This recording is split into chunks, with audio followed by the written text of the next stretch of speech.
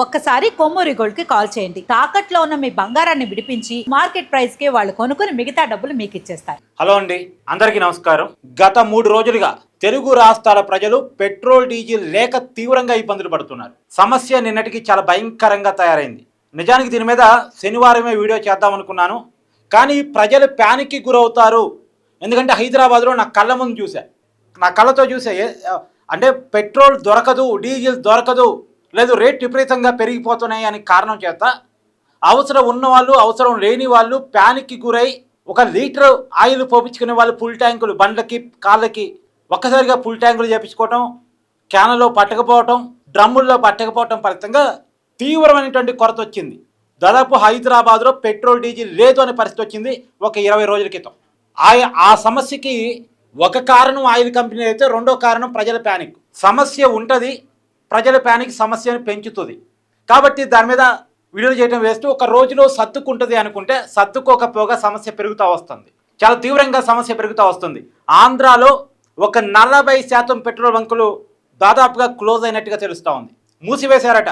కారణం పెట్రోల్ లేదు, డీజిల్ లేదు, సప్లై ఆగిపోయింది. తెలంగాణలో కూడా దాదాపుగా ఇంచుమించుగా ఇదే పరిస్థితి. జిల్లాల్లో చాలా తీవ్రంగా ఉంది. సరే, ఒకనాడంటే యుద్ధం ఒక పీక్ స్టేజ్లో ఉంది, రవాణా పూర్తిగా ఆగిపోయింది, ఆయిల్ సప్లై రావటం లేదు, కాబట్టి సమస్య వచ్చింది అనుకోవచ్చు. కానీ ఇప్పుడు ఎందుకు వస్తుంది?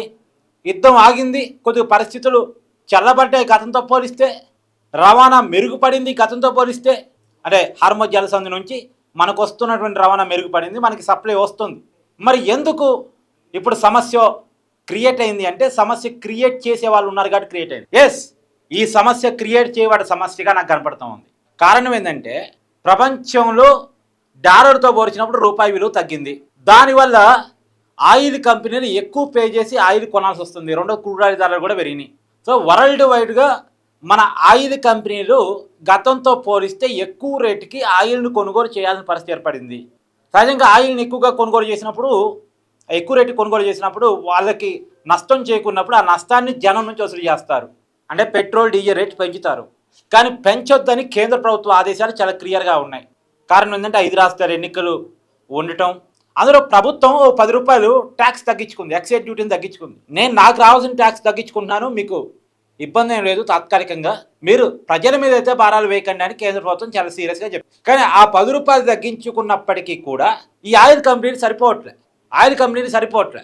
రూపాయి ఎప్పుడూ లేనంతగా పతనం అయిపోయింది. ఎక్కువ పే చేసి ఆయిల్ తీసుకురావాల్సి వస్తుంది. కాబట్టి జనం నెత్తిమీద నుంచి డబ్బులు గుంజాలని డెసిషన్కి వచ్చాయి. కాకపోతే ప్రభుత్వం అవకాశం ఇవ్వట్లే. కాబట్టి ఏం చేయాలి? ఒక కొరతని క్రియేట్ చేశారు. ఇప్పుడు గతంలో ఎలా ఉండేదంటే, పెట్రోల్ బంకుల వాళ్ళు ఆయిల్ కంపెనీ నుంచి ఆయిల్ ట్యాంకర్లు తెప్పించుకొని, పెట్రోల్ డీజిల్ ట్యాంకర్లు తెప్పించుకొని తెప్పించుకున్న ఈవినింగో లేదా మరుసటి రోజు పే చేసేవాళ్ళు. తెప్పించుకున్న ఆ రోజు తర్వాత రోజు పే చేసేవాళ్ళు. ఆయిల్ ట్యాంకర్ వచ్చిన తర్వాత పే చేయడం జరిగేది. కానీ ఇప్పుడు అలా కాదు. ముందే క్రెడిట్ కట్టమని ఆయిల్ కంపెనీలు చెప్తున్నాయి, బంకుల వాళ్ళకి చెప్తున్నాయి, ముందే క్రెడిట్ కట్టండి, ముందే డబ్బులు కట్టి ఆయిల్ ట్యాంకర్ కొనుగోలు చేసుకోండి, బుక్ చేసుకోండి. సరే, అది గత నెల రోజులుగా ఆయిల్ కంపెనీలకి పెట్రోల్ బంకుల యజమానులకి మధ్య ఆ గొడవ ఉంది.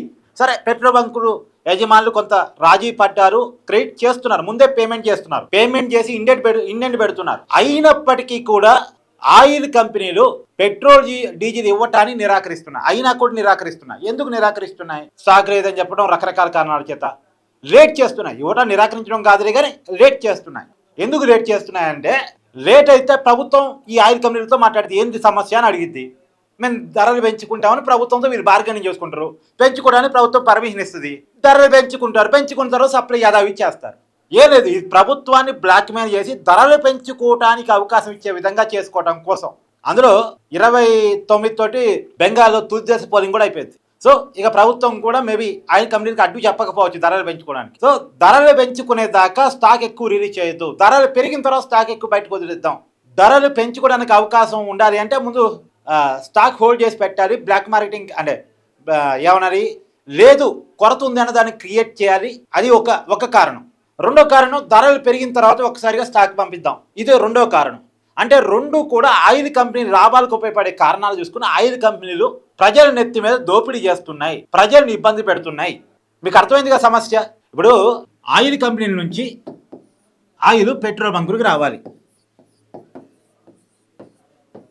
ఇంతకుముందు వీళ్ళు ఆర్డర్ పెట్టే వాళ్ళు పెట్రోల్ బంకుల వాళ్ళు ఆయిల్ కంపెనీలు పంపిస్తుండే, పంపించిన తర్వాత వీళ్ళు డబ్బులు పే చేస్తుండేవాళ్ళు. ఆ ట్యాంకర్ సంబంధించిన డబ్బులు పంపించిన తర్వాత ఆ రోజు తర్వాత రోజు పే చేస్తుండేవాళ్ళు. కానీ ఇప్పుడు ముందే కట్టమని, క్రెడిట్ ముందే చేయమని చెప్తున్నాయి. ముందే క్రెడిట్ చేయాలి, ముందే క్రెడిట్ చేయాలి. సరే క్రెడిట్ చేస్తున్నారు.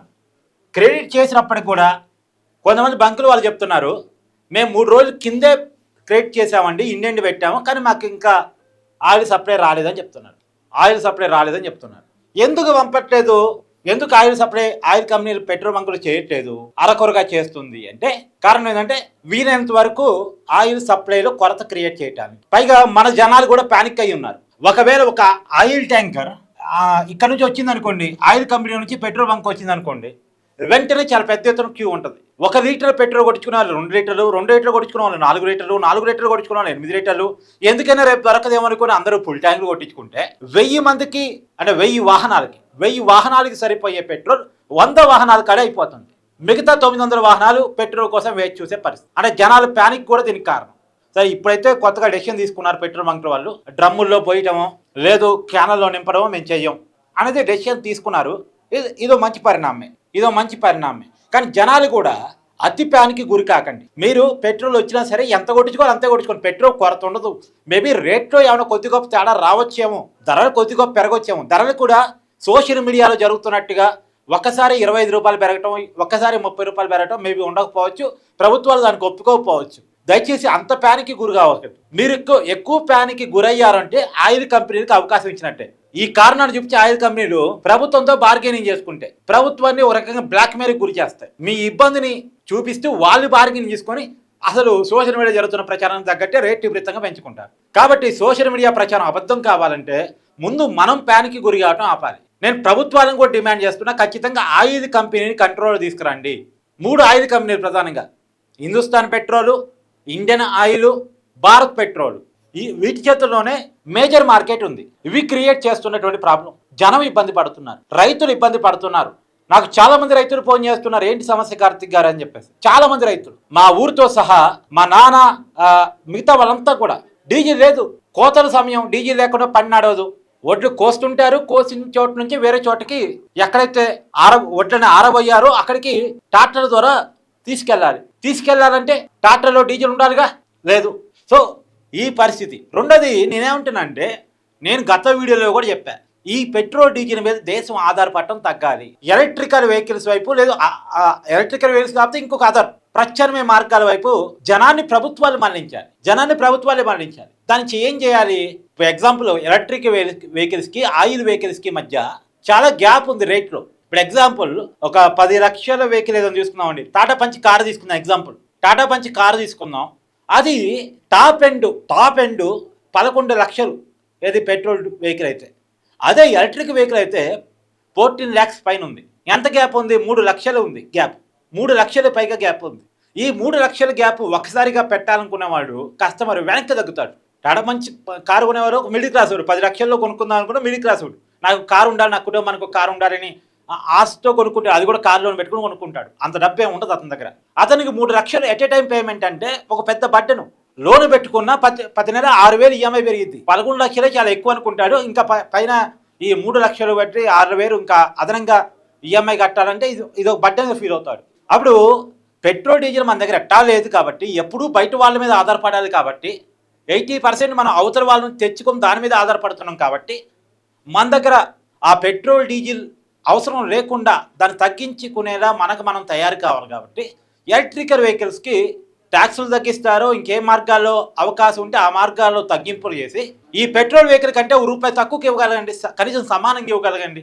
జనం ఎలక్ట్రికల్ వెహికల్స్ వైపు మారిపోతారు. రేట్ ఎక్కువనే పాపం జనాలు ఇప్పటికి కొద్ది పెట్టగలిగిన వాళ్ళంతా ఎలక్ట్రికల్ వెహికల్స్ వైపు వెళ్తున్నారు. ఇప్పుడు పెట్టలేని వాడి కూడా ఎలక్ట్రికల్ వెహికల్స్ వైపు వెళ్ళాలంటే సేమ్ రేట్ పెట్టండి.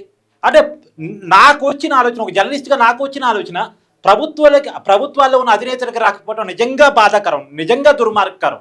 ఏమండి, మన దగ్గర లేనిది పెట్రోల్ డీజిల్, మనం ఒకరి మీద ఆధారపడాల్సింది. ఏదో 2 దేశాలు కొట్టుకుంటే మనకు సమస్య వస్తుందా?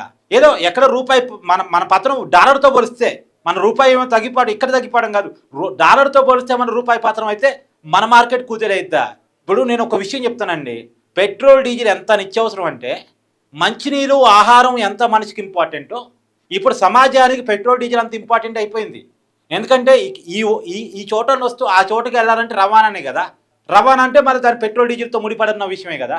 ట్రాన్స్పోర్ట్ వ్యవస్థ పెట్రోల్ డీజిల్ మీద ఆధారపడి ఉంది. ఇక్కడ రైతు టమాటా పండిస్తాడు, అది మార్కెట్లోకి వెళ్ళాలి అంటే ట్రాన్స్పోర్ట్ అంటే పెట్రోల్ డీజిల్, అంటే అది ఒక నిత్యావసరంగా మారిపోయింది. మనం తినే ఆహారం దానికి యొక్క ముడి పదార్థాలు ఎక్కడెక్కడ నుంచి తరలి వస్తూ ఉంటాయి. ఇప్పుడు మనం పొద్దున ఇడ్లీ వేసుకుంటాం, ఇడ్లీ రవ్వ ఎక్కడి నుంచో రావాలి, ఎట్లా వస్తుంది షాప్లోకి, ఓం బూమ్ బూమ్ బుస్ అంటే రాదుగా. ట్రాన్స్పోర్ట్ ఎక్కడి నుంచో ట్రాన్స్పోర్ట్ అంటే మరి పెట్రోల్ డీజిల్ తోటి. అంటే మన రోజువారీ జీవితం మనకు తెలియకుండానే పెట్రోల్ డీజిల్ మన నిత్యావసరంగా మారిపోయింది. దాన్ని ఖచ్చితంగా ఉంటే మన కంట్రోల్లో ఉండాలి, అది మన ప్రజలకు తగ్గట్టుగా ఉండాలి, మన జీవనానికి డిస్టర్బ్ లేకుండా ఉండాలి. లేదు అంటే దానికి ప్రత్యామ్నాయం చూడగలగాలి. మీరేమంటారో కూడా కామెంట్ చేయండి. Thank you.